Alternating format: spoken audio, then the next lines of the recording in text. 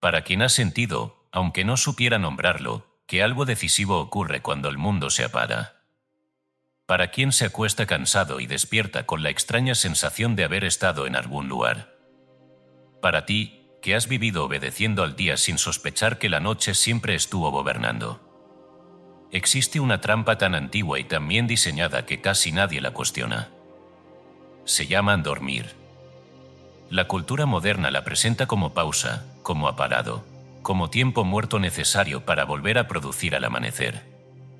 Se te enseñó que dormir es desaparecer unas horas, cerrar sesión, perder el control. Y mientras creíste eso, alguien o algo estuvo trabajando sin ti. Porque el sueño no es una pausa. Es un traspaso de poder. Durante el día, el ego ocupa el trono. Compara, duda, se defiende, negocia con la evidencia. Es ruidoso y se cree indispensable. Pero al caer la noche ocurre lo impensable, el guardia se cansa antes que tú. El cuerpo se rinde, la mente racional afloja, y el corazón, ese centro que no razona, pero imagina, queda con las llaves. No es poesía. Es mecánica espiritual. Las tradiciones más antiguas lo sabían y lo dijeron sin rodeos. En la mística hebrea se habla del corazón que imagina como órgano creador, no como emoción blanda, sino como matriz donde se gestan las formas antes de nacer en lo visible. En las escuelas antiguas, el sueño era llamado la pequeña muerte, no porque fuera descanso, sino porque ahí el yo cotidiano moría lo suficiente como para que otra ley pudiera operar. Y el principio hermético lo dejó escrito sin adornos: lo invisible gobierna lo visible, siempre, sin excepción. Aquí está la tensión central que casi nadie se atreve a mirar de frente. Lo que creías tiempo muerto es el tiempo más vivo de tu existencia. No creas tu vida cuando pides, cuando afirmas o cuando luchas durante el día. La creas cuando imprimes un estado justo antes de cruzar el umbral del sueño. Ahí no hay debate. Ahí no hay resistencia. Ahí no hay negociación con el pasado. Hay obediencia literal. El taller abre. El molde se vierte. El destino se firma. Cada noche, sin excepción, algo queda impreso. La pregunta nunca fue si estabas creando. La pregunta es qué estabas ordenando sin saberlo. Si te duermes cargando miedo, el miedo no te acompaña, te precede. Si te duermes rumiando carencia, la carencia no descansa, se reproduce. Y si sigues durmiendo como siempre has dormido, seguirás viviendo exactamente la misma vida, aunque cambien los escenarios. Este libro no viene a enseñarte a dormir mejor. Viene a desmantelar la ignorancia más costosa de todas, creer que no mandas cuando cierras los ojos. A partir de aquí, ya no hay inocencia. Cada capítulo es una llave, pero también una advertencia. Porque quien aprende a operar en el reino olvidado no puede volver a fingir que no sabía. La noche dejará de ser refugio o escape. Se convertirá en jurisdicción. No vas a aprender técnicas para descansar. Vas a aprender a gobernar el tercio más poderoso de tu vida. No vas a aprender a dormir. Vas a aprender a mandar. El código del sueño y la corona del subconsciente. Escrito y publicado por Escucha tu subconsciente. Todos los derechos reservados. Hemos notado que más del 80% que visitan nuestro canal no está suscrito. Puede apoyar este proyecto presionando el botón de suscribirse y dándole me gusta al vídeo. Gracias por inspirarnos en seguir creando más y mejor contenido para ti. ¿Estás listo para transformar tu vida? Capítulo 1. El umbral, la frontera donde el ego pierde el trono. Hay un instante cada día en el que el mundo cambia de dueño sin hacer ruido. No suena ninguna campana, no hay testigos, no se levanta acta. Sin embargo, todo lo que será decidido mañana comienza a escribirse ahí. Ese instante no ocurre cuando despiertas ni cuando te esfuerzas, ni siquiera cuando rezas con palabras aprendidas. Ocurre cuando el día se rinde y la noche aún no ha tomado posesión completa. Ocurre cuando te acuestas y crees, ingenuamente, que vas a dormir. Este es el primer secreto que casi nadie entiende: la mente no se apala de golpe. Cambia de régimen.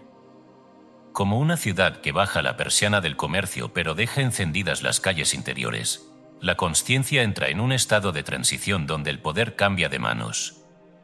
Durante el día, gobierna el ego, compara, sospecha, recuerda errores, proyecta miedos, calcula. Durante la noche profunda, gobierna el inconsciente, simbólico, literal, obediente, creativo. Pero entre uno y otro existe una frontera. Un territorio sin bandera. Un umbral. Ese umbral es el punto más vulnerable y más poderoso de la psique humana. La biología lo conoce, aunque no lo diga con palabras raras. El cuerpo empieza a soltar la tensión, el pulso baja, la respiración se alarga, y la corteza que durante el día defiende la identidad, esa voz que dice esto no es posible, esto no es lógico, esto no es para mí, comienza a retirarse. No muere. Se duerme. Y al dormirse, deja la puerta abierta. Aquí ocurre el error masivo de la humanidad moderna: cree que la puerta abierta no importa. Cree que lo que piensa justo antes de dormir es irrelevante. Cree que puede acostarse con preocupaciones, pantallas, discusiones, noticias, miedos, y que todo eso se evaporará con el sueño. No se evapora. Se imprime. La mente racional es un guardia. Su función es protegerte del caos, pero también del milagro. Es necesaria de día, es un estorbo de noche. Durante la vigilia, ese guardia cuestiona todo, pide pruebas, exige coherencia, recuerda fracasos. Es un funcionario leal al pasado. Por eso no puede crear futuro. Y cuando cae la noche, ese guardia se cansa antes que tú. Se sienta.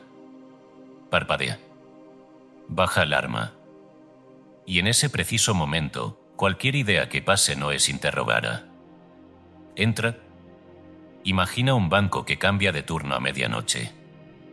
El guardia diurno entrega las llaves, el nocturno aún no ha llegado, y durante unos minutos el edificio está sin vigilancia activa.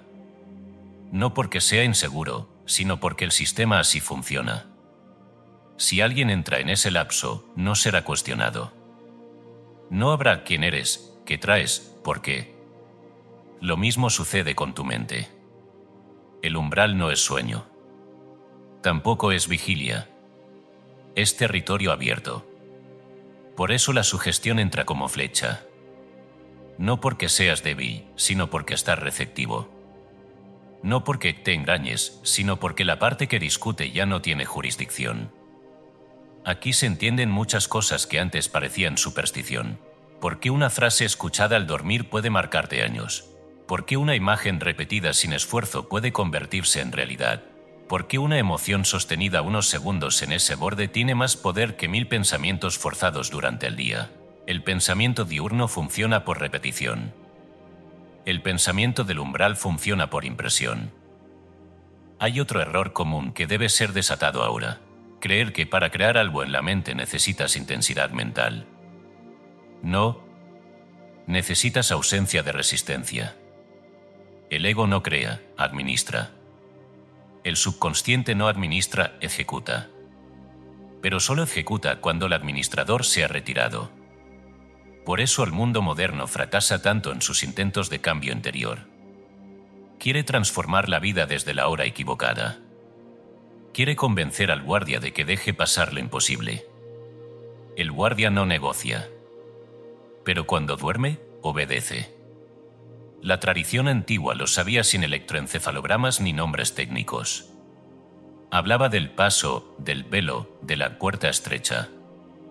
No como metáfora poética, sino como descripción funcional. El ser humano siempre ha sabido, en el fondo, que el momento de caer no es un vacío, sino una entrega. Y toda entrega implica poder. Observa tu propia experiencia, no para analizarla, sino para reconocerla. Piensa en las noches en que te quedaste dormido recordando una escena agradable, sin esfuerzo, casi como un suspiro. Al día siguiente, algo encajó. No siempre de forma espectacular, pero sí con una extraña naturalidad. Y recuerda también las noches en que te dormiste rumiando miedo, deuda, culpa o anticipando catástrofes. El día siguiente no necesitó inventar problemas, los continuó. No fue castigo. Fue coherencia. El umbral no juzga. ¿Registra? Aquí es donde la parábola se vuelve inevitable. Piensa en una ciudad al caer la noche. La policía diurna se retira, las luces cambian, el ruido se apaga. No es que la ciudad desaparezca, cambia de ley. Los actos que se realizan en ese horario tienen otra consecuencia. Hay cosas que solo pueden hacerse de noche, no porque sean malas, sino porque requieren silencio, anonimato, ausencia de mirada pública. El inconsciente es esa ciudad nocturna. Y tú entras en ella cada noche como ciudadano inconsciente o como arquitecto. La mayoría entra dormido en todos los sentidos. Camina por calles interiores sin saber que está dejando huellas. Pero hay quienes aprenden a cruzar el umbral despiertos. No con los ojos abiertos, sino con intención lúcida. Esos no luchan con la mente. La esperan. La dejan caer. Y cuando cae, hablan. Aquí se introduce el primer acto práctico, aunque no lo llamaremos ejercicio, porque no lo es. Es un gesto inevitable, como cerrar una puerta o apagar una vela. Esta noche, cuando el cuerpo ya esté pesado y la respiración haya perdido prisa, no intentes pensar en 1000 cosas ni en nada. Haz algo más simple y más antiguo, elige una sensación. No una frase larga. No un deseo desesperado. Una sensación breve, reconocible, humana. La sensación de alivio. De tarea cumplida. De estar a salvo. De ya está hecho. No la fabriques con esfuerzo. Permite que aparezca como recuerdo, aunque no sepas de qué. Y cuando la sientas, no la empujes ni la prolongues artificialmente. Déjala estar, como se deja estar una mano apoyada en el pecho. Ese es el rito. No porque sea místico, sino porque es funcional. En ese instante, el guardia ya no escucha. Y lo que siente el cuerpo se convierte en instrucción. No esperes luces ni visiones. El umbral no grita. Sé. Este capítulo no pretende que domines nada todavía. Solo que reconozcas el territorio. Que entiendas, con claridad y sin superstición, que hay un momento cada día en que el trono queda vacío. El ego se retira, el rey duerme, y alguien debe gobernar. Si no lo haces tú, lo hará el hábito. Si no lo hace la consciencia, lo hará la inercia. Porque esta es la verdad que no se anuncia en voz alta, cada noche gobiernas o eres gobernado. Y el umbral decide quién ocupa el trono. Capítulo 2. La zona Z, el lenguaje nativo del subconsciente. Hay un error tan extendido que se ha vuelto invisible, creer que el subconsciente entiende palabras. No las entiende. Tolera algunas, rechaza otras, pero no piensa en frases. Piensa en estados. Y este error ha condenado a generaciones enteras a repetir mantras sin fruto, a hablarle al vacío esperando que la realidad obedezca por cansancio. No obedece. La realidad no se rinde ante la insistencia, se inclina ante la coherencia interna. Durante el día, el ser humano vive atrapado en una frecuencia que compara todo con lo que ya ve. La mente diurna es un juez que exige pruebas inmediatas. Por eso, cuando alguien se repite «soy próspero» mientras mira una cuenta vacía, el juez sonríe con desprecio. No porque sea cruel, sino porque su función es contrastar. El pensamiento diurno existe para navegar lo conocido, no para engendrar lo nuevo. Pretender crear desde allí es como intentar sembrar en cemento. La zona Z no discute. Recibe. Cuando el cerebro desciende a esa frecuencia, no como concepto técnico, sino como experiencia vivida, ocurre algo decisivo, la mente deja de preguntar ¿es verdad? Y empieza a registrar qué se siente. Y aquello que se siente con suficiente naturalidad se archiva como real. no como deseo, no como fantasía, sino como hecho interno pendiente de manifestación externa. Aquí se revela la diferencia entre repetir frases y programar realidad. Repetir frases es un acto superficial si no está acompañado de la única cosa que el subconsciente reconoce como lenguaje nativo, la emoción creíble. No la emoción exagerada, no el entusiasmo teatral, sino esa sensación silenciosa que no necesita convencer a nadie. El subconsciente no responde al grito, responde al susurro coherente. Este es el punto donde muchos se pierden. Creen que deben sentir más, cuando en realidad deben sentir mejor. No intensidad, sino autenticidad. El subconsciente huele la verdad. No la verdad objetiva, sino la verdad interna, aquello que el cuerpo reconoce como posible sin resistencia. Por eso las afirmaciones diurnas chocan contra el muro de la evidencia. Porque la evidencia no está afuera, está en el cuerpo. Si el cuerpo no cree, la mente no imprime. Y el cuerpo cree solo cuando el ego ha soltado el control, cuando el pensamiento se ha vuelto blando, cuando la frontera se ha cruzado. La zona Z es ese territorio donde el cuerpo escucha antes que la mente opine. Aquí entra la técnica que no es truco ni moda, sino mecánica interior, el recuerdo adelantado. No se trata de imaginar un futuro lejano ni de construir castillos mentales. El subconsciente no entiende el algún día. Entiende ya ocurrió. Por eso el lenguaje más poderoso no es el deseo, sino la memoria simulada. No porque engañas al sistema, sino porque usas su idioma. El subconsciente se alimenta de escenas que huelen a verdad. Breves. Cotidianas. Sin fuegos artificiales. Escenas que no dicen quiero, sino recuerdo. Una escena corta, repetida sin esfuerzo, se convierte en archivo. Y lo archivado se busca realizar. Piensa en cómo se forman tus recuerdos reales. No recuerdas discursos largos ni detalles épicos. Recuerdas gestos, tonos, sensaciones, un apretón de manos, una frase dicha al pasar, un suspiro de alivio. El subconsciente funciona igual hacia adelante. Si le das una escena demasiado elaborada, sospecha. Si le das una escena simple, la adopta. Aquí es donde la narrativa se vuelve íntima, porque no necesitas aprender algo nuevo para entender esto. Ya lo has hecho toda tu vida, solo que al revés. Cada noche, sin saberlo, has reproducido escenas adelantadas de preocupación. Has ensayado conversaciones que no ocurrieron. Has sentido derrotas antes de tiempo. Has revivido errores como si fueran presentes. Y el subconsciente, obediente, tomó nota. No fue mala suerte. Fue entrenamiento inconsciente. La mente nocturna no distingue entre esto pasó y esto lo estoy imaginando ahora. Distingue entre esto se siente real y esto no. Por eso una preocupación sostenida en ese estado se convierte en profecía autocumplida. No porque el universo castigue, sino porque ejecuta instrucciones claras. Aquí se siembra el principio que cambiará todo lo que viene después. La emoción no es adorno, es la firma. Sin firma, no hay contrato. Puedes escribir 1000 deseos, pero sin emoción creíble no hay acuerdo sellado. La emoción es el sello notarial del subconsciente.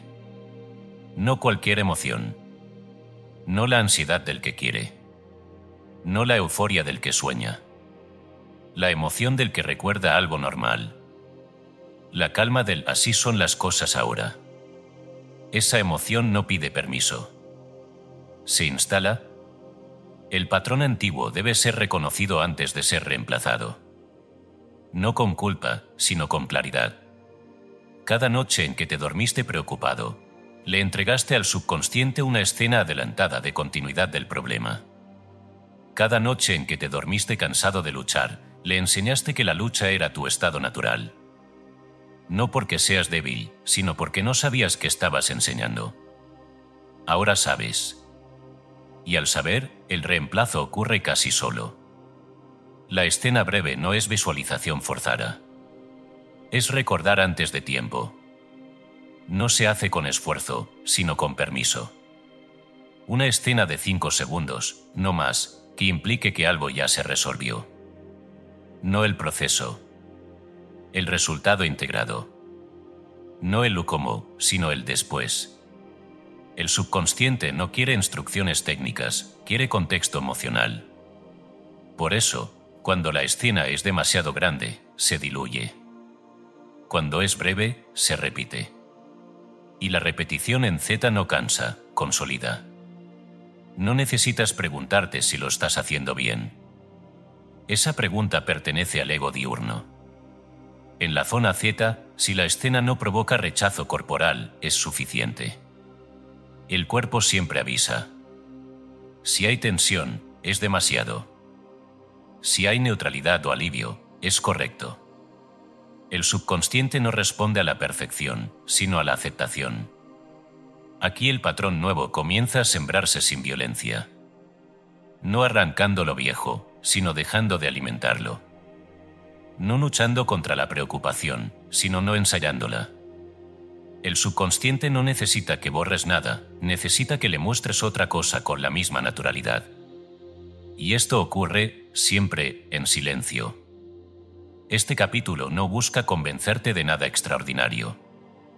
Busca devolverte una capacidad que ya usas cada noche, pero a ciegas. La diferencia entre una vida repetida y una vida reprogramada no está en el esfuerzo diurno, sino en el contenido emocional de los minutos en que el ego ya no opina. La zona Z es el lenguaje nativo del subconsciente porque es el único momento en que el ser humano deja de mentirse a sí mismo con palabras y empieza a hablar con estados. Y los estados, cuando son firmados con emoción creíble, no piden permiso a la realidad, la obligan a alinearse. Porque el subconsciente no negocia. Obedece. Capítulo 3. La última instrucción, el guardar emocional que decide tu mañana. Existe un instante que no admite negociación. No pide opinión. No espera permiso. Ocurre cada noche con una precisión que no falla y su efecto es absoluto. El último estado que habitas antes de perder la conciencia no te acompaña al sueño, lo programa. No es un acompañante. Es una orden. No es un eco. Es una firma. Este es el punto donde muchos se resisten, porque aquí se cae la última excusa. Ya no se trata de no pude, ni de mañana será mejor, ni de estoy haciendo lo que puedo. Aquí se revela una ley incómoda. El día que vives es la impresión física de la emoción con la que te dormiste. No como castigo, como continuidad. El sueño no es descanso pasivo. Es una imprenta silenciosa.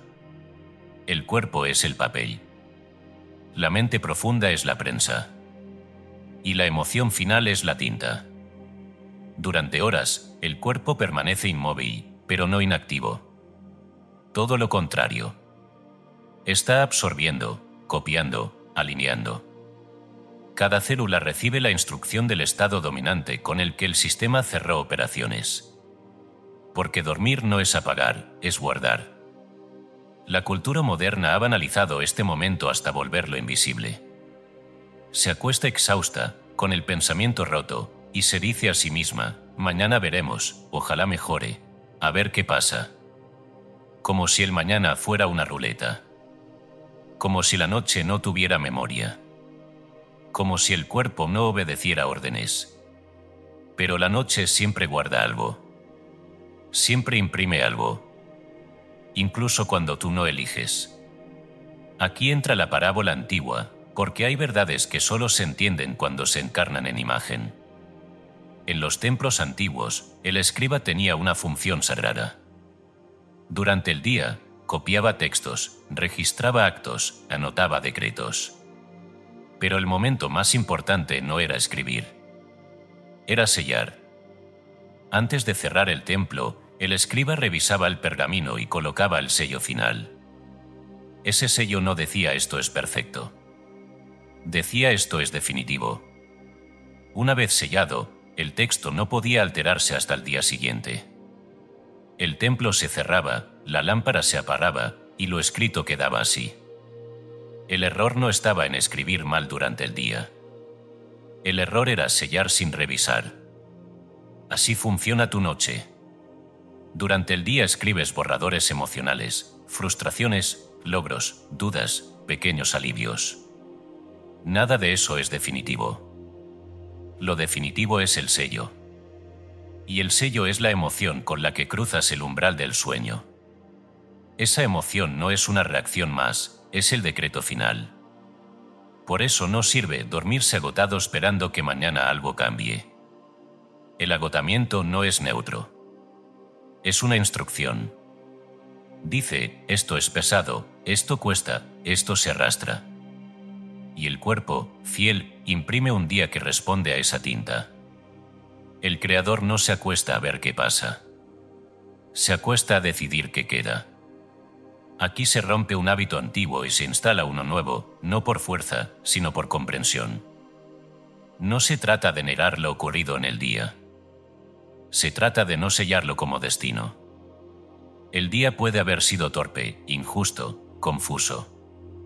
Eso no importa. Lo que importa es con qué emoción lo clausuras.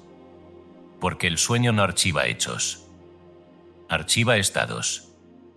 El cuerpo no dice, hoy discutimos.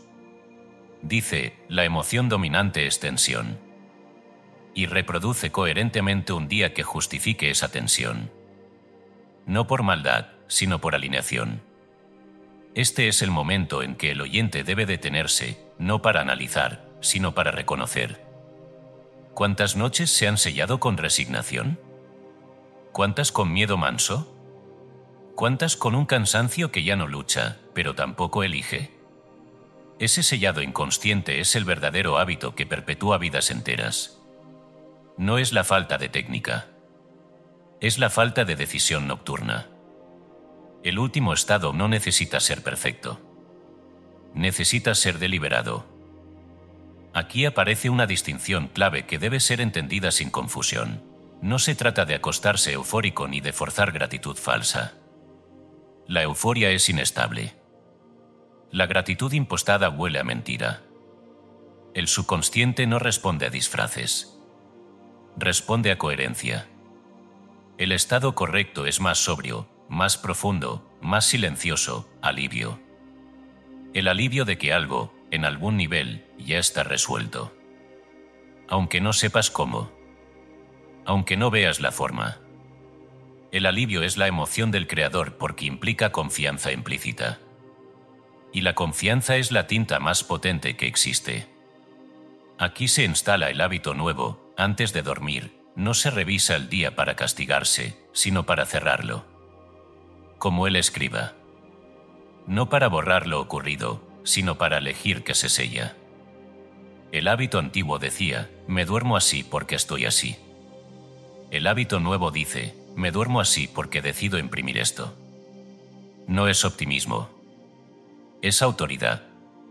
Y aquí viene la revelación que vuelve este conocimiento irreversible. No hay noches neutras. No existe el me dormí sin pensar en nada. El cuerpo siempre siente algo. Aunque sea vacío. Y el vacío también imprime. Imprime estancamiento. Imprime repetición. Por eso, incluso el que dice yo no hago nada antes de dormir está haciendo algo, está delegando el sello al hábito. Y el hábito casi siempre repite lo conocido. Este capítulo no pide que harás más. Pide que harás menos, pero con precisión. No 10 técnicas. Una sola lección, no sellar el miedo. No se trata de borrar la preocupación, sino de no convertirla en tinta. Puedes reconocerla, verla, incluso despedirte de ella, pero no llevarla al sello. El sello es sagrado. El sello define. Aquí no hay ritual elaborado. Hay un gesto interno que se aprende rápido porque el cuerpo lo entiende. Justo antes de dormir, cuando ya no hay esfuerzo, cuando la respiración se ha rendido, elige conscientemente no llevarte el problema contigo. No lo resuelvas. Déjalo fuera. Como se dejan los zapatos antes de entrar a un templo. Y en su lugar, No pongas una fantasía grandiosa. Pon algo más humilde y más poderoso, la sensación de que mañana ya estás siendo preparado. No como esperanza, sino como hecho interno. Esa sensación no grita. Se asienta. El escriba no corregía el pergamino por la noche. Solo decidía qué versión quedaba sellada. Tú tampoco necesitas arreglar tu vida antes de dormir. Necesitas decidir qué versión de ti pasa a la imprenta. Este capítulo marca un antes y un después porque una vez entendido esto, ya no puedes dormir igual. No por miedo, sino por respeto. Respeto a la mecánica que siempre estuvo operando, con o sin tu consentimiento. La noche no es descanso ciego. Es acto creador silencioso. Y lo que firmas allí, lo lees al despertar. Siempre. Capítulo 4. La purificación, revisión, perdón y cirugía del pasado vivo. Hay una frontera que muchos no cruzan. No porque sea inaccesible, sino porque exige algo que el ego detesta, soltar la historia. Hasta aquí, el camino podía recorrerse sin tocar las heridas. A partir de aquí, no. Porque ningún acto creador nocturno sobrevive si el templo interior está contaminado. Y el contaminante más persistente no es el error, ni el fracaso, ni siquiera el trauma. Es la emoción no digerida. Este capítulo no habla de moral. No habla de ser bueno. No habla de justificar lo injustificable. Habla de higiene. De una limpieza precisa y necesaria antes de entrar al lugar más delicado del ser, el Sancta Sanctorum del sueño consciente. El pasado no gobierna por lo que ocurrió. Gobierna por cómo lo sigues cargando. Esto debe entenderse sin metáfora blanda. El pasado no es un archivo muerto. Es tejido vivo mientras conserve carga emocional. La memoria no es un museo, es una glándula. Secreta química. Afecta músculos, órganos, decisiones. El cuerpo no vive en el presente cuando la emoción del ayer sigue activa. Vive en una reimpresión constante. Aquí se introduce la revisión, no como técnica psicológica ni como acto de perdón moral, sino como cirugía espiritual. Un procedimiento interno que no busca consolar, sino liberar energía atrapada. Porque cada emoción no resuelta es energía detenida. Y la energía detenida no crea, bloquea.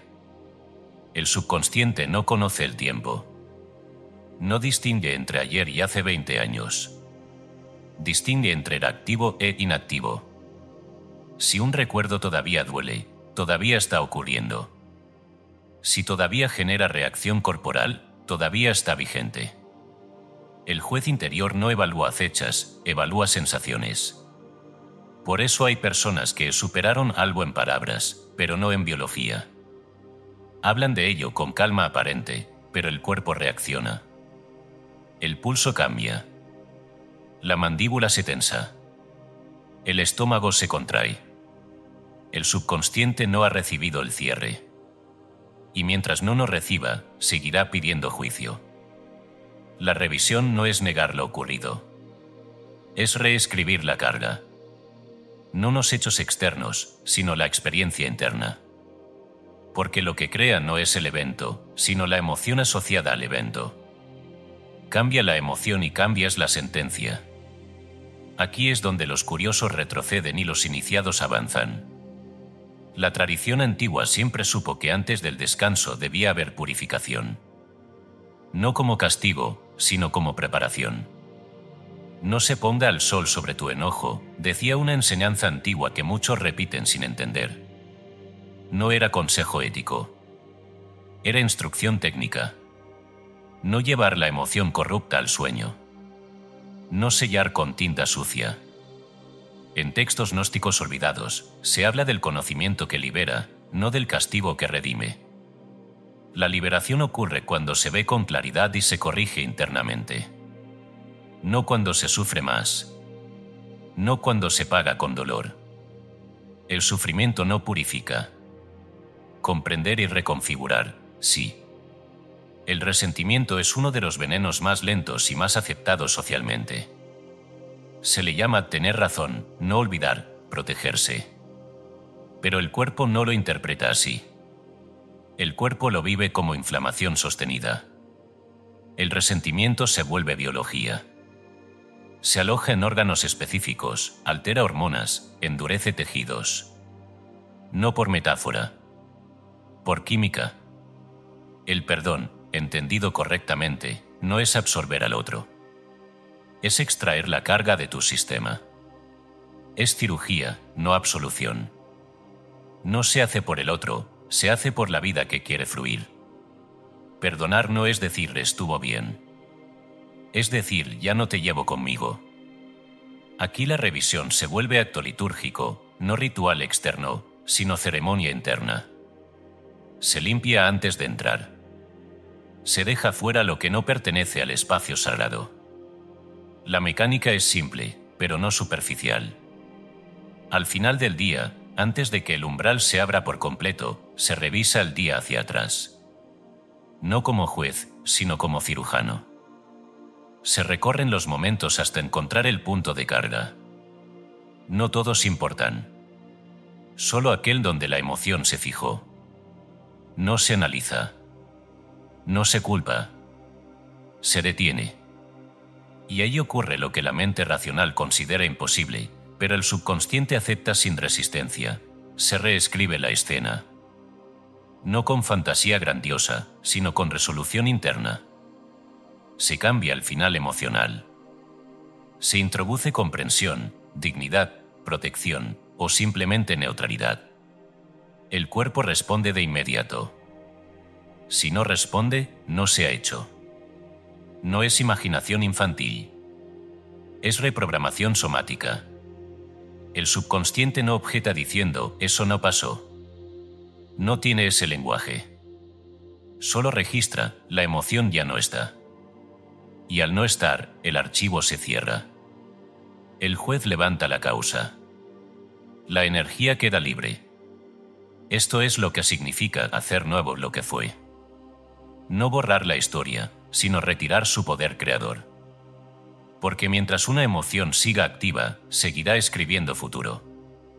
Hay una enseñanza profunda, repetida en múltiples tradiciones, que dice que el corazón debe limpiarse antes del descanso.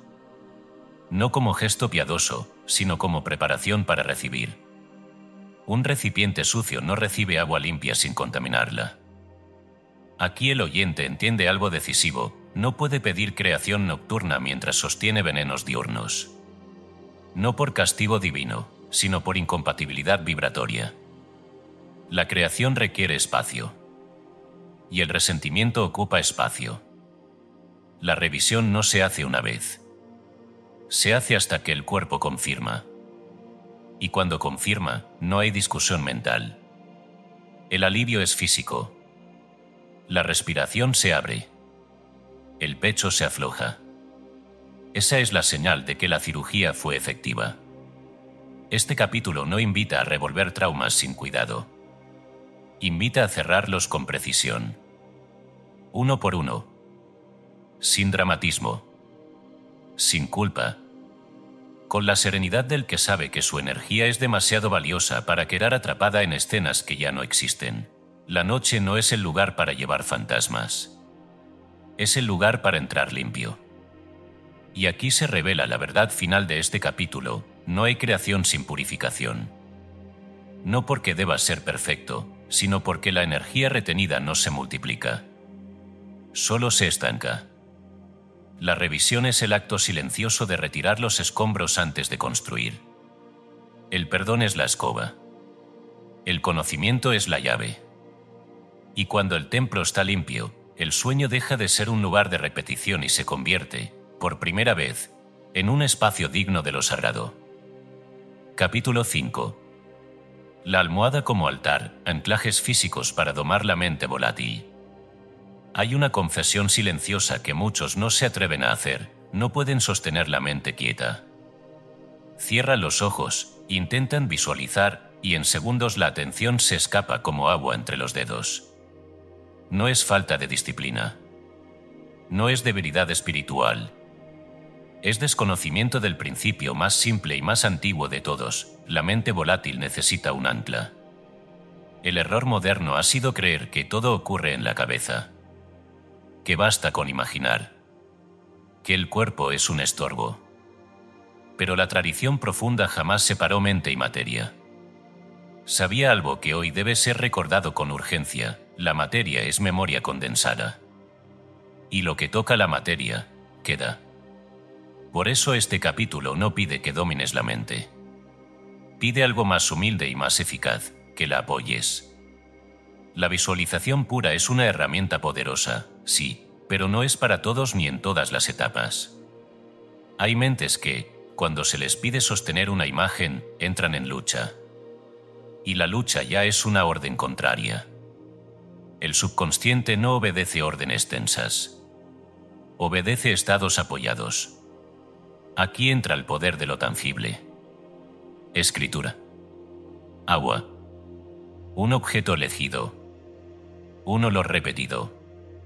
Un espacio dispuesto.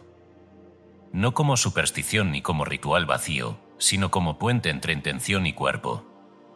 Cuando la mente se distrae, la materia recuerda. Cuando la atención se disuelve, el ancla permanece.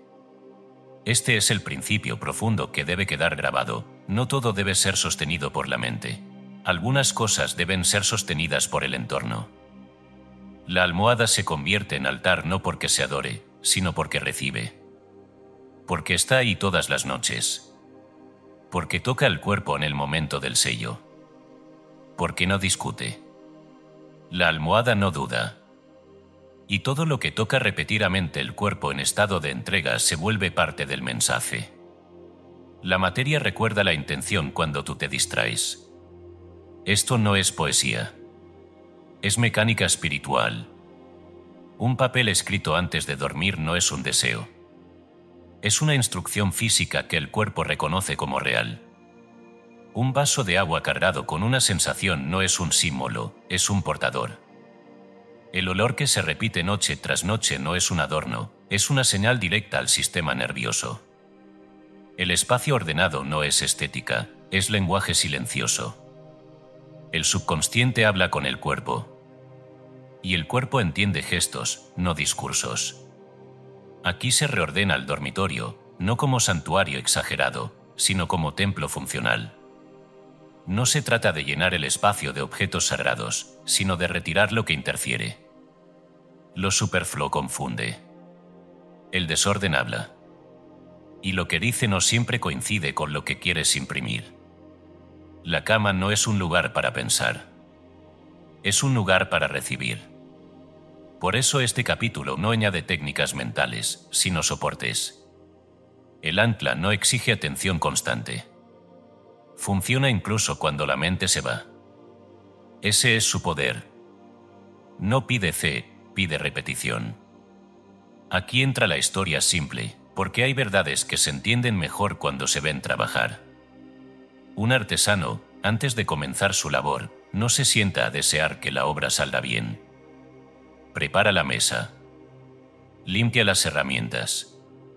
Ordena el espacio. No porque crea que eso hace la obra, sino porque sabe que sin recipiente preparado, no hay creación fluida. El trabajo no empieza cuando las manos se mueven, sino cuando la mesa está lista. Nadie llamaría supersticioso al artesano por preparar su mesa. Lo llamarían profesional. Del mismo modo, preparar el espacio nocturno no es ritualismo. Es profesionalismo interior. La manifestación no es desear. Es preparar el recipiente. El error ha sido creer que el deseo crea. El deseo solo tensa.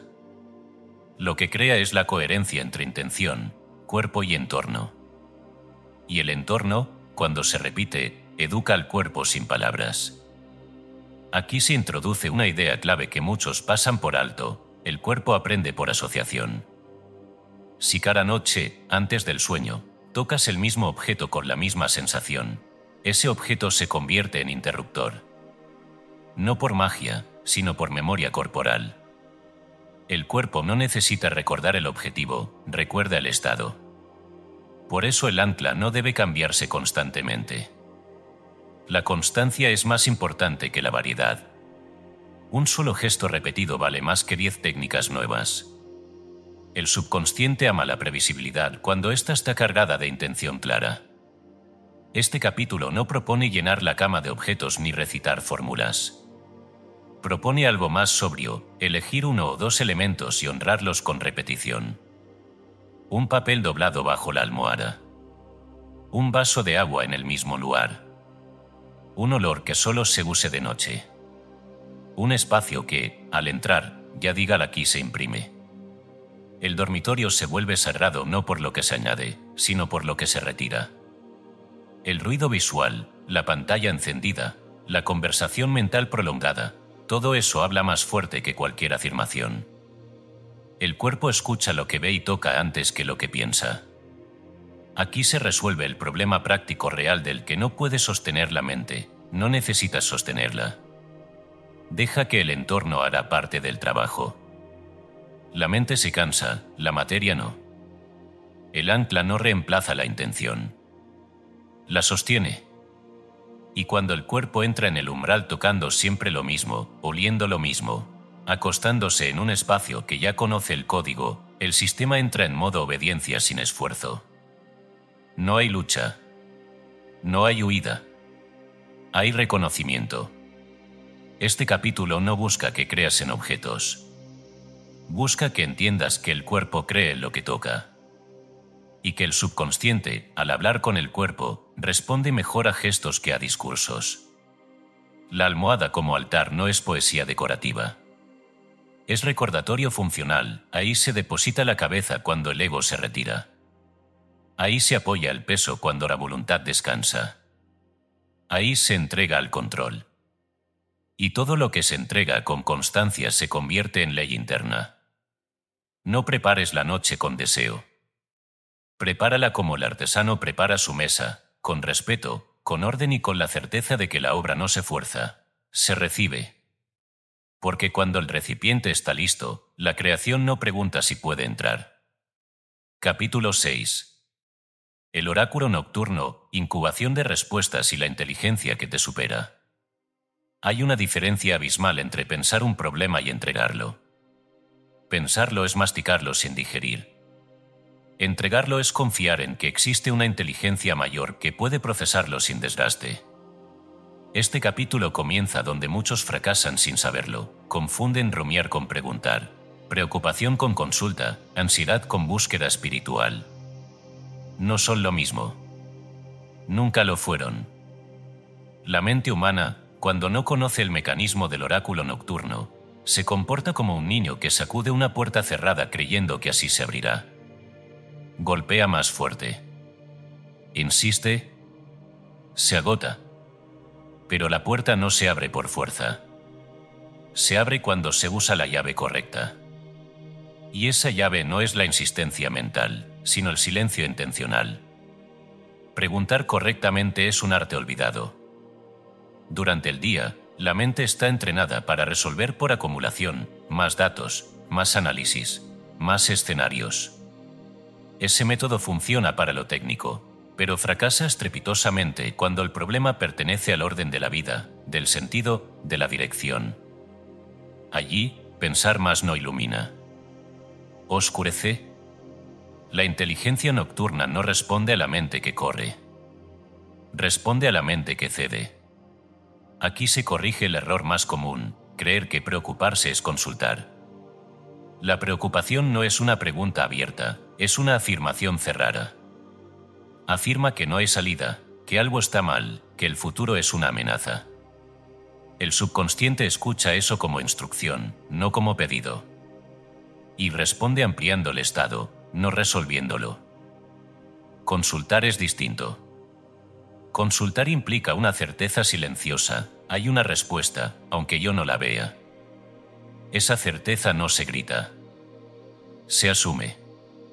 Y cuando se asume, el sistema interno cambia de modo. Deja de buscar compulsivamente y empieza a escuchar. Aquí entra la incubación del sueño, no como técnica exótica, sino como una de las prácticas más antiguas de la humanidad. Antes de templos visibles, antes de libros, antes de dogmas, el ser humano ya dormía con preguntas. No para sonar cualquier cosa, sino para recibir dirección. La lógica de la incubación es impecable porque respeta la jerarquía correcta. El problema se entrega al nivel que puede resolverlo. No se fuerza una respuesta desde la mente limitada. Se ofrece la pregunta a la inteligencia que no necesita palabras. El problema se entrega como ofrenda. No se analiza en la cama. No se desmenuza. No se dramatiza. Se presenta. Como quien deja un objeto sobre una mesa cerrada y se retira. El gesto interno es claro: esto me supera. Por eso lo entrego. Y en ese gesto no hay derrota, hay sabiduría. La respuesta no siempre llega en forma de frase. Rara vez lo hace. Llega como símbolo, como impulso, como imagen suelta, como sensación corporal, como coincidencia que se vuelve imposible de ignorar. La mente que espera discursos se frustra. La mente entrenada en lectura simbólica reconoce. Aquí se insiste en algo crucial: el oráculo nocturno no es un privilegio de místicos, profetas o genios.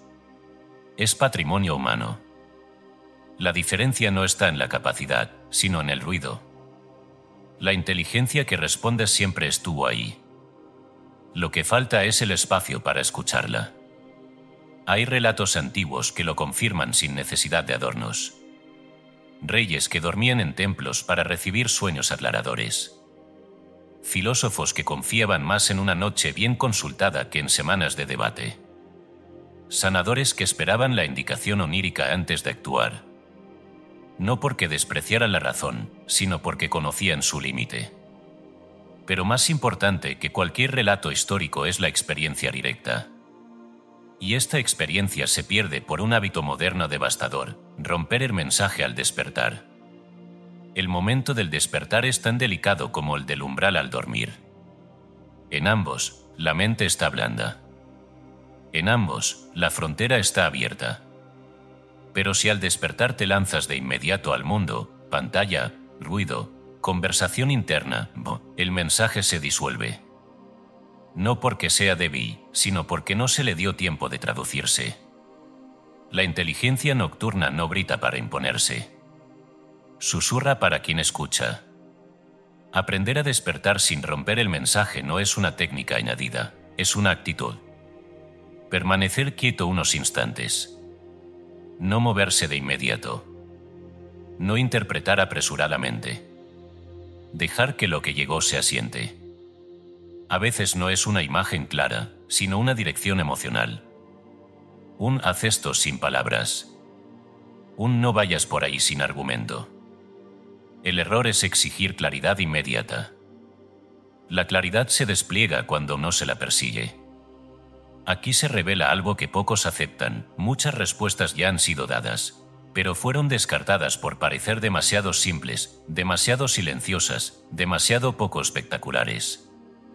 La mente espera fuegos artificiales. El oráculo entrega precisión. La teología íntima de este capítulo no se disfraza: Dios no está lejos. No está oculto. No está negándose. Está apagado por el ruido. No porque sea frágil, sino porque no compite. La inteligencia superior no discute con el caos mental, se retira. Cuando el ruido cesa, lo que siempre estuvo se vuelve audible. Este capítulo no enseña a pedir milagros. Enseña a escuchar instrucciones. Porque la verdadera guía no llega para impresionar, sino para orientar. Y la orientación rara vez coincide con los deseos del ego, pero siempre coincide con la expansión real. La incubación del sueño no es pedir soluciones mágicas. Es entrenar la humildad operativa, reconocer que hay niveles de inteligencia que trabajan mejor cuando se les deja trabajar. Y la noche es su territorio natural. Aquí el oyente debe entender algo sin romanticismo: no todas las preguntas deben ser hechas. Solo aquellas que realmente importan. El oráculo responde cuando la pregunta es honesta, no cuando es caprichosa. Responde cuando la entrega es real, no cuando es teatral. y cuando responde, no lo hace 2 veces. La señal llega una vez. Si no se atiende, se diluye. No como castigo, sino como consecuencia.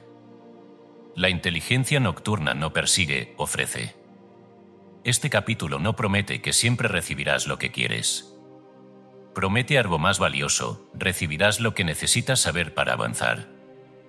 Y eso, aunque a veces incomode, siempre libera. Porque cuando aprendes a consultar la noche, dejas de caminar a ciegas. No porque tengas todas las respuestas, sino porque sabes dónde se responden. Y el lugar no está afuera. Está en el silencio donde el ruido se rinde. Capítulo 7. El consejo invisible, ancestros, arquetipos y descarga de sabiduría real. Hay una soledad que es falsa. Una soledad aprendida. Una soledad repetida tantas veces que terminó pareciendo verdad.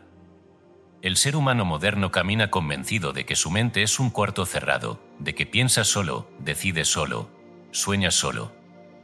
Pero esta convicción no nació de la experiencia directa, nació de una amputación.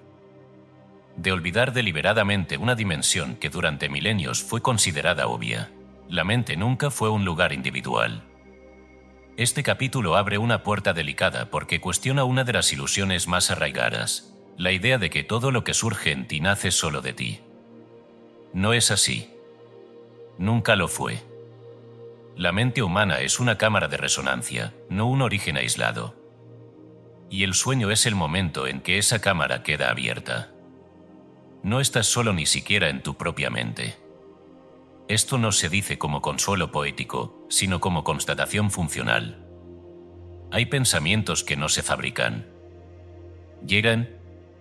Hay comprensiones que no se deducen. Emergen. Hay imágenes que no se inventan. Aparecen.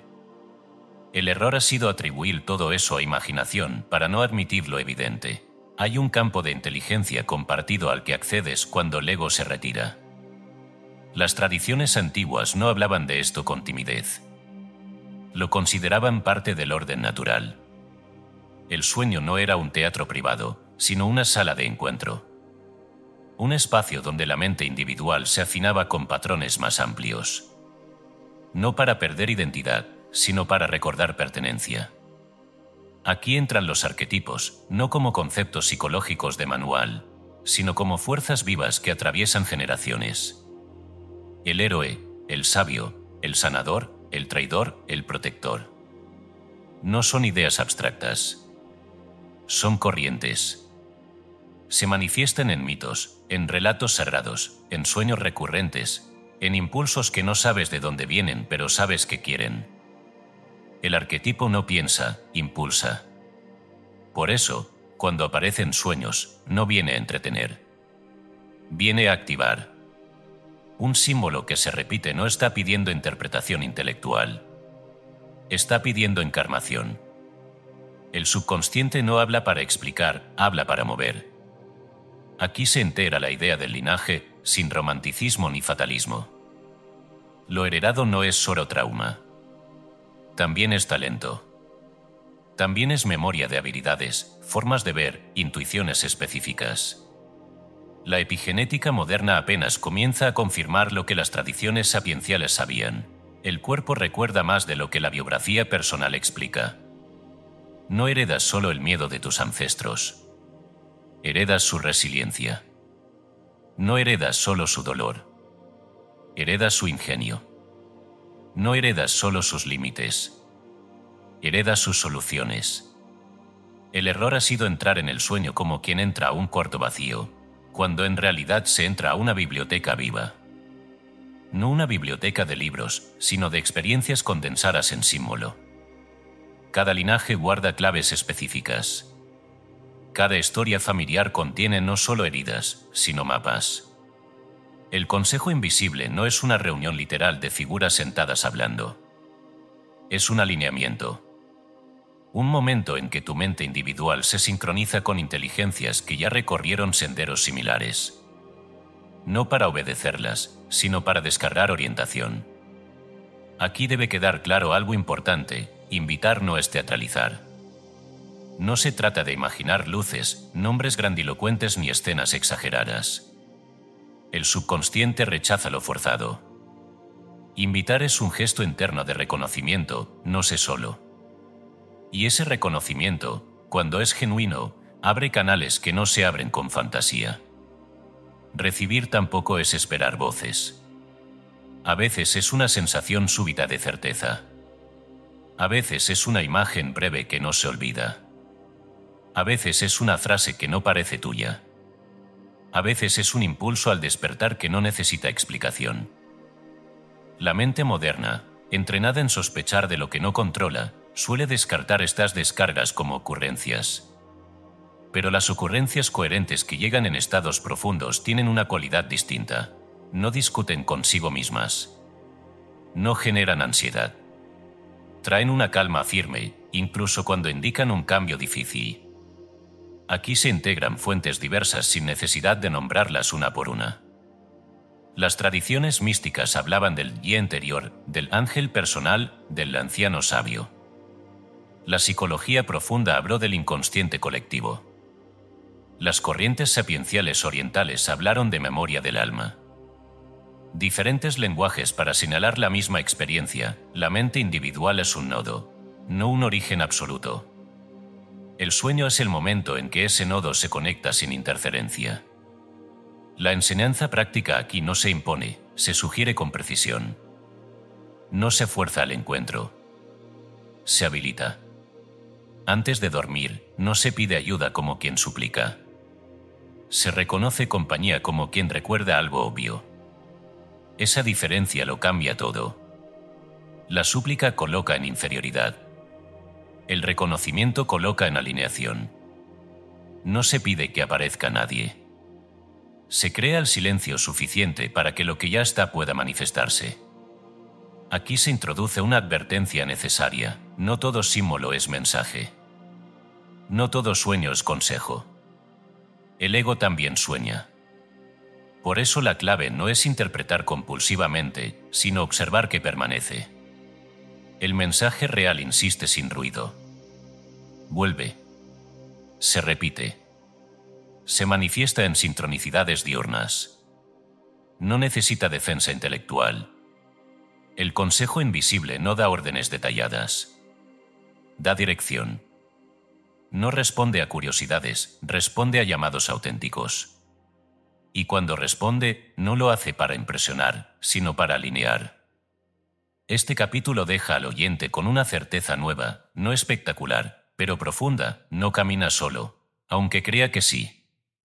No decide desde cero, aunque lo ignore. No sueña en vacío, aunque lo haya olvidado. La verdadera soledad no es estar sin otros. Es estar desconectado de lo que siempre estuvo contigo. Y el sueño, cuando se cruza con respeto, no es evasión. Es reencuentro.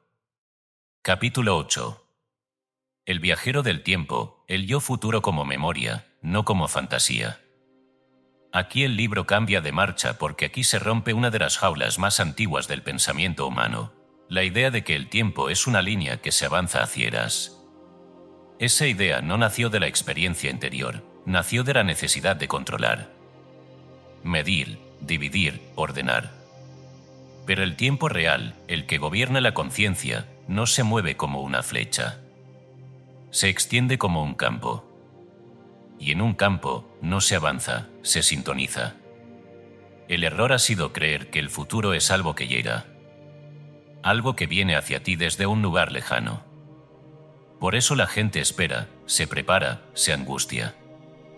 Vive como si caminara con los ojos vendados hacia un punto incierto. Pero cuando se observa el funcionamiento profundo de la mente, especialmente en los estados nocturnos, se revela algo perturbador y liberador a la vez. El futuro ya está aquí, como potencial activo, y tú lo visitas cada noche sin saberlo.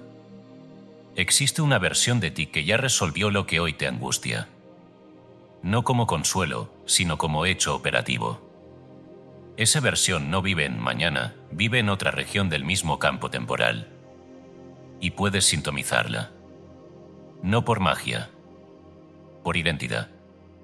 Aquí se debe abandonar la fantasía infantil del yo ideal como figura distante y perfecta. No se trata de imaginarte exitoso, iluminado o invulnerable. Eso sigue siendo ego disfrazado. El yo futuro real no es grandilocuente. Es normal. Camina con la naturalidad de quien ya pasó por el problema y no necesita dramatizarlo. El futuro que funciona no grita. Recuerda. Por eso este capítulo no enseña a visualizar logros, sino a fusionar identidades. No se trata de ver escenas espectaculares, sino de adoptar el tono interno de quien ya sabe. El subconsciente no aprende por metas, aprende por ejemplo interno. Y el ejemplo más poderoso no viene del pasado, sino de una versión de ti que ya encarnó la solución. Aquí la metáfora se vuelve inevitable porque el cuerpo la entiende mejor que cualquier explicación abstracta. No intentas construir una vida nueva con manos viejas. Te pones manos nuevas. Manos que ya saben cómo se siente vivir desde otro lugar. Y una vez que las manos cambian, el trabajo cambia solo. El error de la fuerza bruta ha sido intentar modificar hábitos desde la voluntad. Pero la voluntad es limitada y se agota. La identidad no se agota. La identidad reorganiza sin esfuerzo. Cuando alguien se convierte en algo, deja de pelear con lo que hacía antes. No porque lo prohíba, sino porque ya no le pertenece. La fusión con el yo futuro no ocurre por afirmación repetida. Ocurre por reconocimiento silencioso. Un momento en el que algo en ti dice, esto ya lo conozco. Y ese reconocimiento no es intelectual. Es corporal. Se siente como ponerse una ropa que no aprieta. Aquí entra la imaginería potente, no para entretener, sino para guiar. El yo futuro no se imagina como un personaje distante. Se recuerda como una presencia cercana. No se le pide que venga. Se le permite ocupar. Y cuando ocupa, no trae instrucciones detalladas. Trae postura. Trae ritmo. Trae prioridades distintas. Ese cambio reconfigura hábitos sin lucha. Porque el hábito no es una acción repetida, es una consecuencia de identidad. Cambia quién eres y lo que haces se acomoda. No al revés. Por eso tantas personas fracasan intentando cambiar comportamientos. Están pidiéndole a un viejo yo que viva como uno nuevo. Eso no funciona. El cuerpo se resiste porque la orden es incoherente. Es como pedirle a un niño que actúe como anciano sin darle los años. El sistema interno detecta la falsedad. Pero cuando el yo futuro es recordado, no fabricado, la coherencia se restablece. No hay resistencia porque no hay contradicción. El cuerpo dice, esto ya lo sé. Y cuando el cuerpo reconoce, el hábito sigue. El tiempo, entendido como campo, permite esto porque no exige espera. No dice, cuando pase algo serás distinto. Dice, sé distinto y el campo se reorganiza. La causa no está adelante, está en la sintonía presente. Aquí el sueño vuelve a ser clave. Porque es en la noche donde el yo futuro se vuelve accesible sin interferencia. El ego diurno, obsesionado con pruebas, no puede concebir esto. Pero el subconsciente sí. Para él, una identidad recordada es tan válida como una identidad pasada. No diferencia. Solo ejecuta. Esto explica algo que muchos han vivido sin entender. Esos momentos en que actúas con una seguridad que no sabes de dónde vino. Tomas una decisión inesperada y luego descubres que era la correcta. No fue suerte. Fue una descarga temporal. Un fragmento del yo que ya sabía. La mayoría deja pasar esos momentos y vuelve al viejo patrón. El iniciado aprende a sostenerlos. No con tensión, sino con fidelidad interna. No traicionando la nueva postura apenas la realidad prueba. El capítulo culmina aquí porque esta idea no admite medias tintas. El futuro no llega, se recuerda. Y lo que se recuerda con suficiente naturalidad deja de ser futuro. Se vuelve presente operativo. No esperas convertirte en alguien mejor. Recuerdas quién eres cuando el problema ya no existe. Y desde ese recuerdo, caminas. No hacia adelante, sino desde un lugar más amplio. El viajero del tiempo no corre. Sintoniza. Y cuando la sintonía es correcta, el mundo se acomoda sin que tengas que empujarlo. Capítulo 9. Ingeniería de realidades, el salto cuántico que ocurre en silencio. Este es el punto del libro donde muchos sienten vértigo. No porque lo que se diga sea confuso, sino porque es irreversible una vez comprendido. Aquí se cruza una frontera que no permite volver a pensar igual. Porque aquí se revela algo que el ego ha intentado ocultar con todas sus fuerzas: no cambias el mundo. Nunca lo hiciste. Te mueves dentro de él. La creencia de que el mundo se transforma a base de esfuerzo, insistencia y lucha es una herencia pesada. Ha creado héroes cansados y mártires orgullosos, pero no creadores lúcidos. El problema no es el esfuerzo en sí, el problema es creer que el esfuerzo modifica la estructura de la realidad. No lo hace. La realidad no se deforma a golpes. Se atraviesa por resonancia. Aquí entra la ingeniería de realidades. No como teoría extravagante, sino como lógica profunda. La realidad no es un bloque único y sólido. Es un entramado de posibilidades coexistentes. Carriles invisibles que avanzan en paralelo. Puertas que ya estaban ahí antes de que tú llegaras. El error ha sido creer que solo hay un carril y que debes empujarlo hasta que cambie de dirección. No cambia. Te agota. La alternativa es radicalmente distinta: cambiar de carril. Imagina una radio. No produces la música girando la perilla con más fuerza. Solo cambias la frecuencia. La música ya estaba sonando. Tú solo estabas sintonizado en otra estación. Así funciona la realidad. Cada versión posible ya existe como campo activo. Tú no la creas desde cero, te alineas con ella. El salto cuántico no es un evento explosivo. Es silencioso. Tan silencioso que muchos lo pierden porque esperan ruido. Esperan señales dramáticas, validación inmediata, fuegos artificiales. Pero el salto real ocurre cuando nadie mira. Cuando la identidad cambia sin anuncio.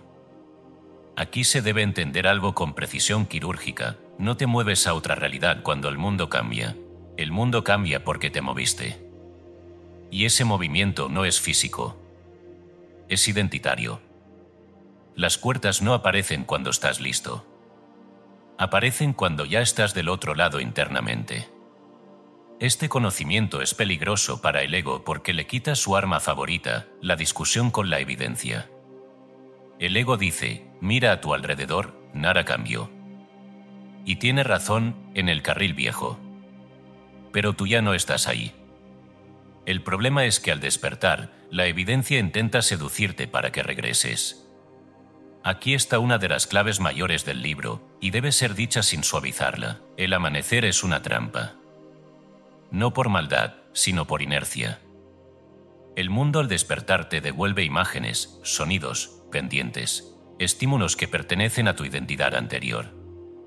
Y si los aceptas sin resistencia consciente, regresas de inmediato.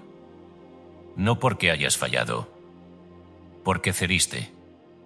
El salto cuántico no se sostiene discutiendo con los sentidos.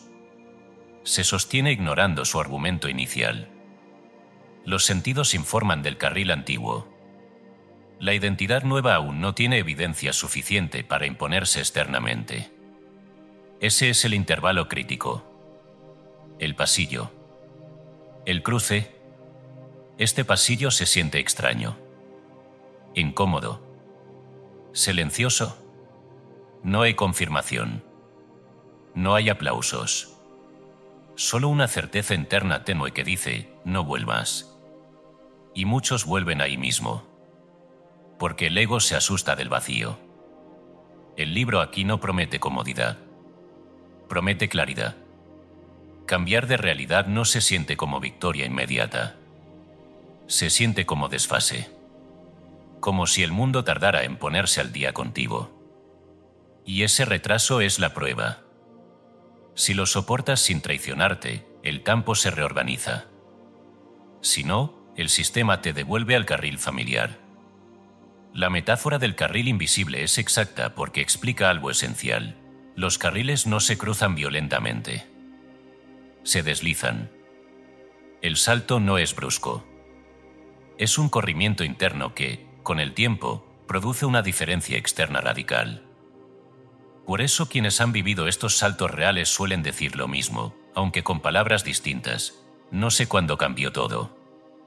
Solo sé que ya no estaba ahí. No hubo lucha épica. Hubo fidelidad silenciosa. Aquí se advierte con firmeza, despertar y rendirse ante la evidencia es el error más común del iniciado temprano. El mundo te prueba. No con tragedias, sino con normalidad. Te ofrece lo de siempre para ver si lo aceptas. Si lo haces, el sistema asume que fue una falsa alarma y te devuelve al punto anterior. No hay castigo. Hay eficiencia. La ingeniería de realidades no castiga la incoherencia, la neutraliza. Por eso este capítulo se narra con tensión creciente. Porque aquí no basta con entender. Aquí hay que sostener. El oyente debe sentir el cruce. El momento en que el viejo yo estira la mano. El instante en que la lógica antigua pide pruebas. El segundo en que los sentidos reclaman autoridad. Y allí, la decisión que no se anuncia, no discutir. No negar la realidad, sino no someterse a ella prematuramente. No fingir, sino habitar. La identidad nueva no necesita pruebas para existir. Necesita constancia. Y la constancia no es rigidez, es lealtad interna. El salto cuántico ocurre cuando dejas de pedir permiso a lo visible. Aquí se revela algo que no estaba listo para ser dicho al principio. La realidad no responde a lo que haces, responde a dónde estás parado internamente. Dos personas pueden hacer lo mismo y obtener mundos distintos. No por mérito, sino por carril. Cambiar de carril no es arrogancia. Es precisión. Y cuando el carril cambia, las puertas que antes parecían imposibles estaban allí todo el tiempo. No se crearon. Se hicieron visibles. Este capítulo no termina con una promesa reconfortante. Termina con una advertencia clara: una vez que cruzas, no puedes fingir que no sabías.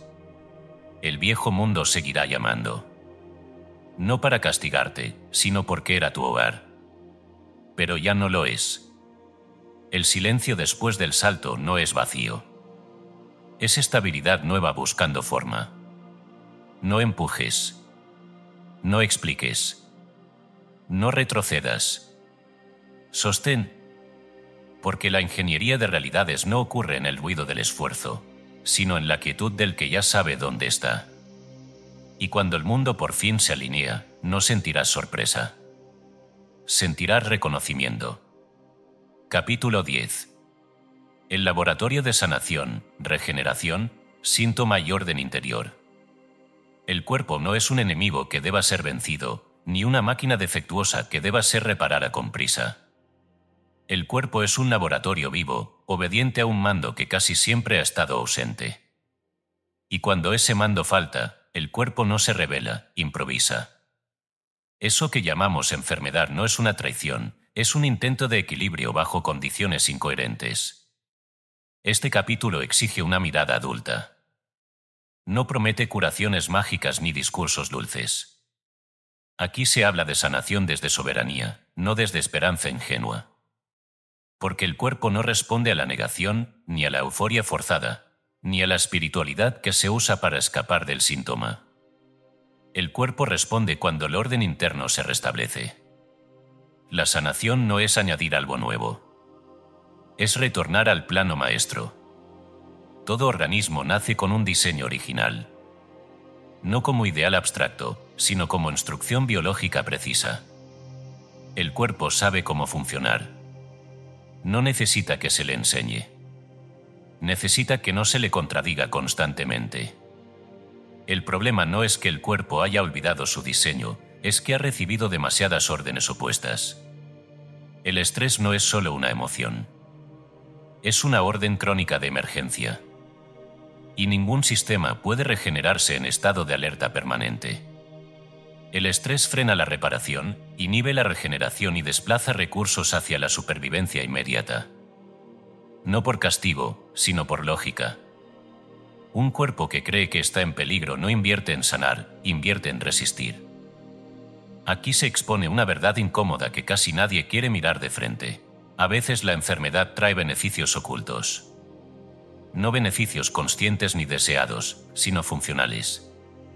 Detener una vida que iba demasiado rápido.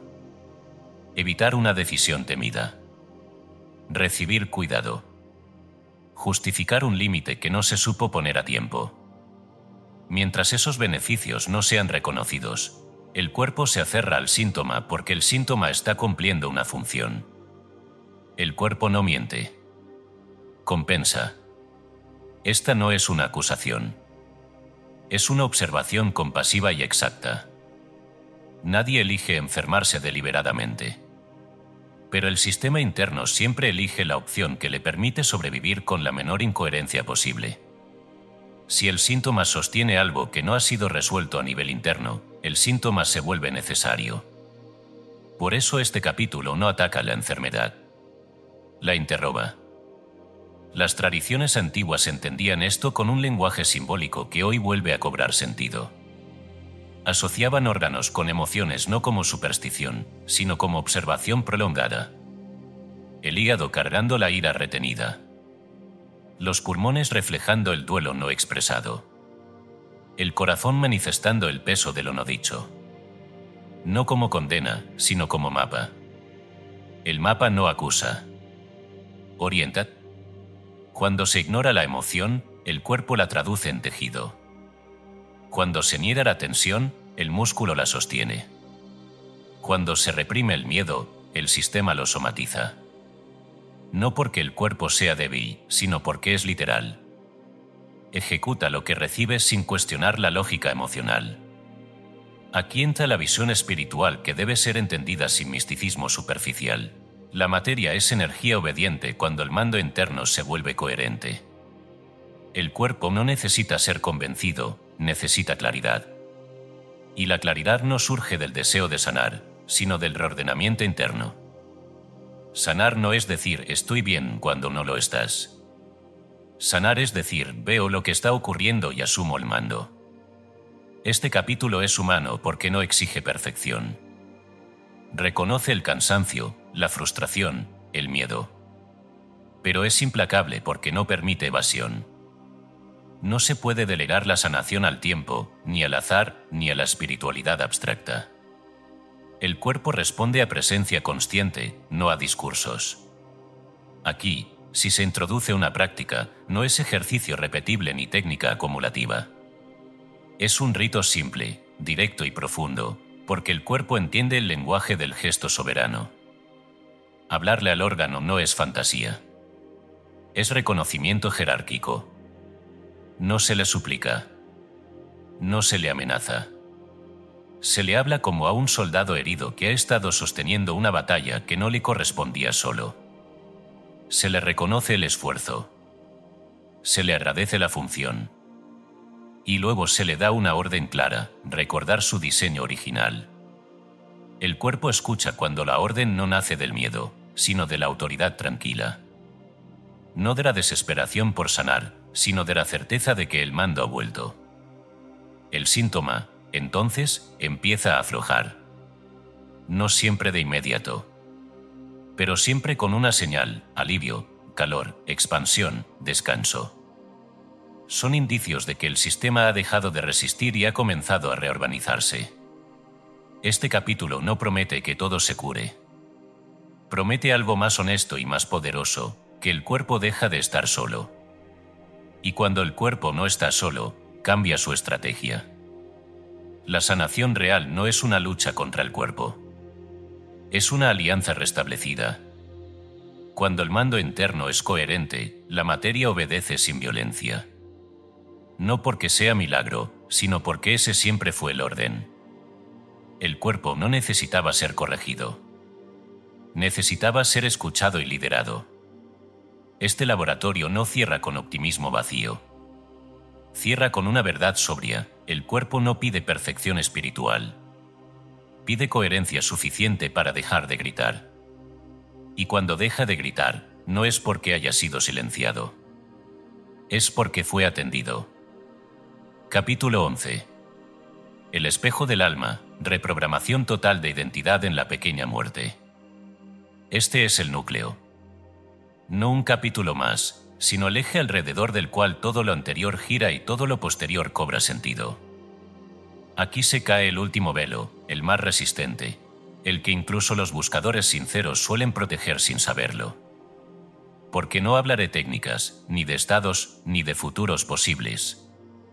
Habla de quién eres cuando nadie te mira, y más aún, de quién sigues siendo cuando cierras los ojos y el mundo deja de confirmarte. Existe una confusión extendida, casi universal, incluso entre quienes creen haber despertado, la idea de que uno atrae lo que desea. Es una idea cómoda, porque deja intacto al que desea. Le permite seguir siendo el mismo mientras espera resultados distintos. Pero la ley que opera en lo profundo no funciona así. Es más simple y más implacable. No recibes lo que quieres, recibes lo que eres capaz de sostener como identidad. La vida no responde a intenciones aisladas. Responde a estados repetidos. La identidad no es una esencia fija ni un destino escrito. Tampoco es una opinión sobre uno mismo. Es un hábito. Un conjunto de reacciones, expectativas, posturas internas y narrativas silenciosas que se han repetido tantas veces que dejaron de sentirse como lecciones y pasaron a sentirse como yo. La identidad es un termostato invisible. Regula hasta donde puedes llegar sin que algo interno sabotee el movimiento para devolverte a la temperatura conocida. Por eso hay personas que logran avances y luego los pierden. Por eso oportunidades se acercan y algo casualmente falla. Por eso el cuerpo, la economía o las relaciones regresan a patrones antiguos. No es mala suerte. Es coherencia identitaria. El sistema interno siempre protege lo familiar, incluso si lo familiar duele. Ese disfraz endurecido, hecho de historia personal, etiquetas heredadas, diagnósticos, roles sociales, se convierte en una segunda piel. Y como toda piel, deja de sentirse. Te mueves con ella sin cuestionarla. Dices yo soy así como si fuera una verdad ontológica, cuando en realidad es solo memoria repetida. Pero hay un momento en el que ese disfraz cae. No por esfuerzo, sino por diseño. Ese momento es el sueño profundo. Las antiguas tradiciones lo sabían y no lo romantizaban, lo llamaban la pequeña muerte. No como metáfora poética, sino como descripción funcional. Porque cuando duermes profundamente, no eres tu nombre, ni tu oficio, ni tu pasado. No eres tu problema ni tu logro. Eres conciencia sin biografía. Y ahí ocurre algo extraordinario, el espejo queda limpio. Durante el día, el mundo actúa como un espejo constante que te devuelve quien has sido. Te llama por tu nombre, te trata según tu rol, espera de ti lo que siempre esperó. Ese espejo solidifica la identidad. Pero por la noche, cuando la luz externa se apaga, el espejo se oscurece. Ya no refleja nada. Y en esa oscuridad, por primera vez, puedes cambiar tu rostro sin oposición. El acto de despojarse comienza ahí. No como ritual exagerado, sino como gesto interno. Al acostarte, empiezas a soltar etiquetas. No luchando contra ellas, sino dejándolas en la orilla. No soy mi profesión. No soy mi historia. No soy mi herida. No soy mi error ni mi logro. Cada frase no es una afirmación mental, es una retirada de identificación. Como quitarse capas de ropa antes de entrar al agua. Hasta que queda una sola sensación, yo soy. No yo soy algo. Solo yo soy. Presencia desnuda, sin forma todavía. Ese es el punto cero. el mismo que la tradición mística llamó el nombre sin nombre, el mismo que la filosofía antigua reconocía como la base del ser. Ahí no hay carencia, pero tampoco personaje. Hay potencia sin dirección. Desde ese vacío fértil se hace lo que casi nadie enseña bien: vestir una nueva identidad. No se trata de imaginar una vida ideal con fuegos artificiales emocionales. Eso es fantasía, y la fantasía no se sostiene. La nueva identidad no se construye desde la euforia, sino desde la normalidad.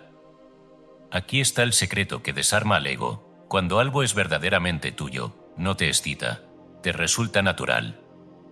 El guardia interno, el síndrome del impostor, aparece en este punto.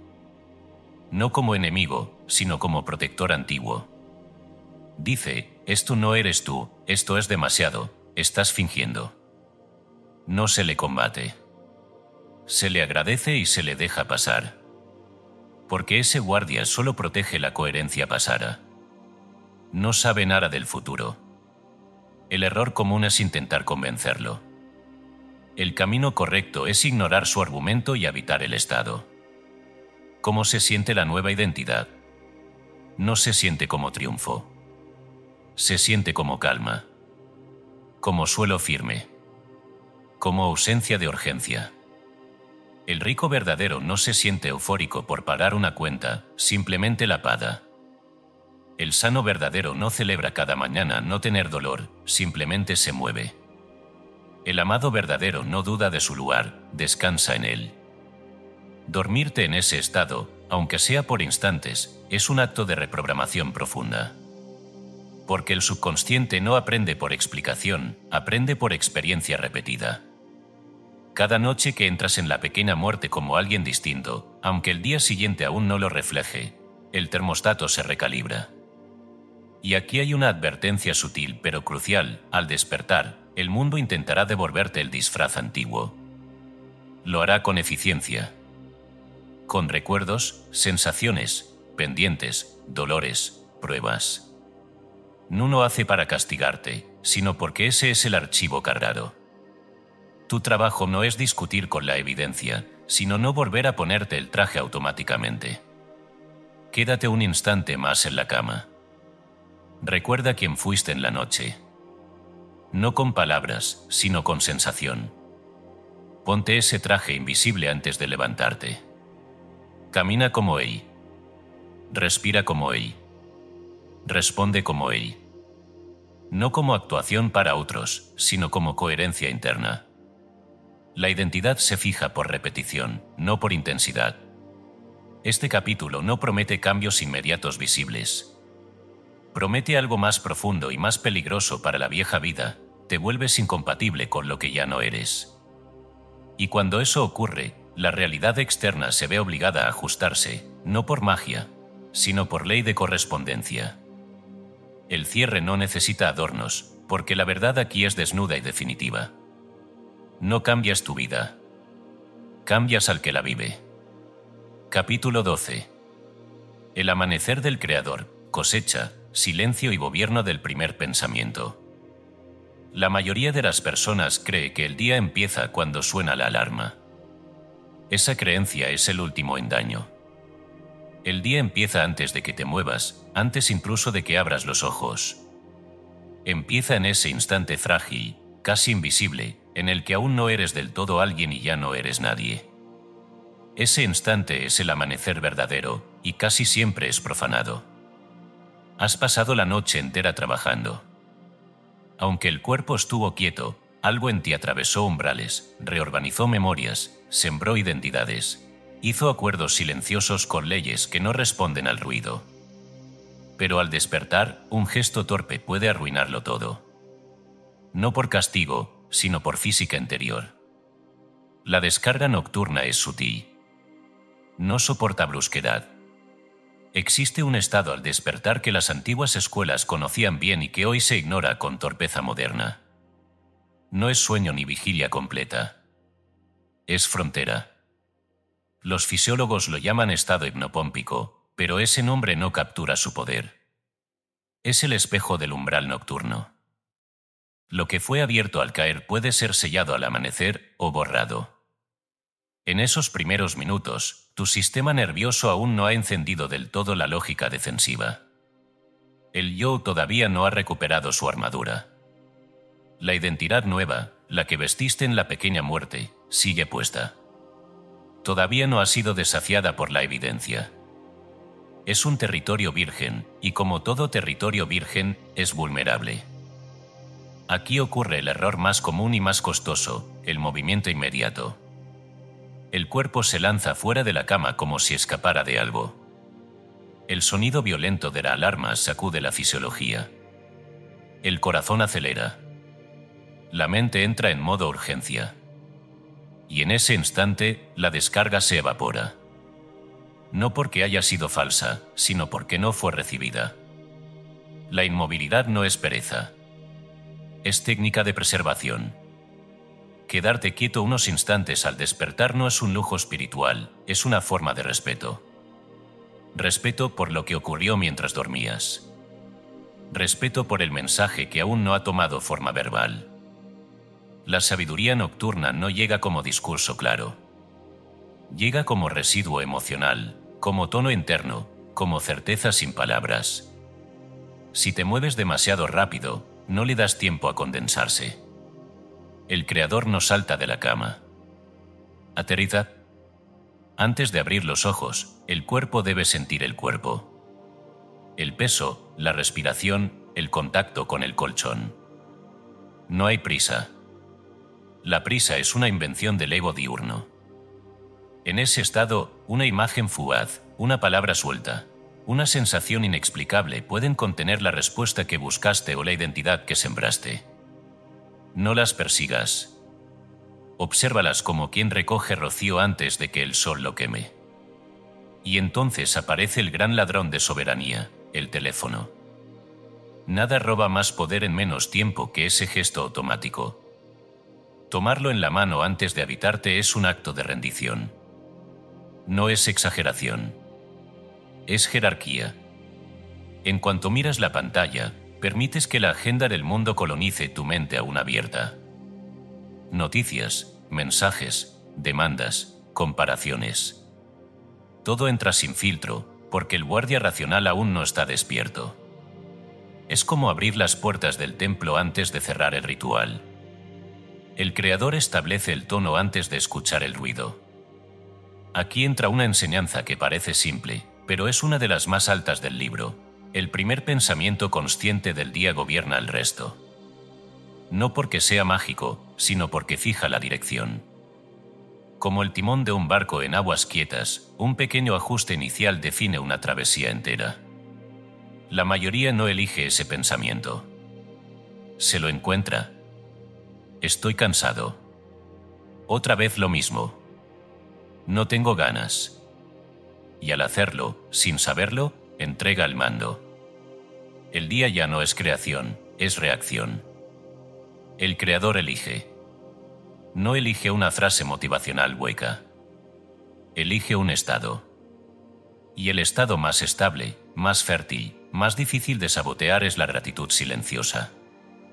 No como emoción forzada, sino como reconocimiento mínimo. Sigo aquí, respiro, hay suelo bajo mis pies. Ese pensamiento no discute con la realidad, la ordena. Gratitud no es celebración. Es alineación. Desde allí, el circuito se cierra. La noche diseña. El día ejecuta. Pero el día no manda. El día obedece. Si el día empieza escuchando al mundo, se vuelve esclavo del caos. Si empieza escuchando a la noche, se convierte en instrumento. Esto exige disciplina suave, no rigidez. Habrá mañanas torpes. Habrá olvidos. El régimen no se impone con violencia. Se establece con constancia. Cada vez que recuerdas detenerte, aunque sea tarde, refuerzas el mando interno. Cada vez que eliges silencio antes de estímulo, fortaleces la soberanía. Y entonces ocurre algo que no suele enseñarse: las acciones del día cambian sin esfuerzo. No porque te obligues, sino porque responden a un diseño previo. La llamada correcta aparece. La ruta se despeja. El impulso llega sin ansiedad. No es que el mundo te favorezca, es que estás en coherencia con lo que sembraste. El día ya no es un campo de batalla. Es una ejecución precisa. Este capítulo no cierra con una despedida porque no hay nada que terminar. Lo que termina es la ingenuidad. Lo que comienza es un régimen. Un modo de vivir donde ninguna noche es desperdiciada y ningún amanecer es profanado. La última verdad no necesita dramatismo, solo firmeza. Quien gobierna su amanecer, gobierna su destino.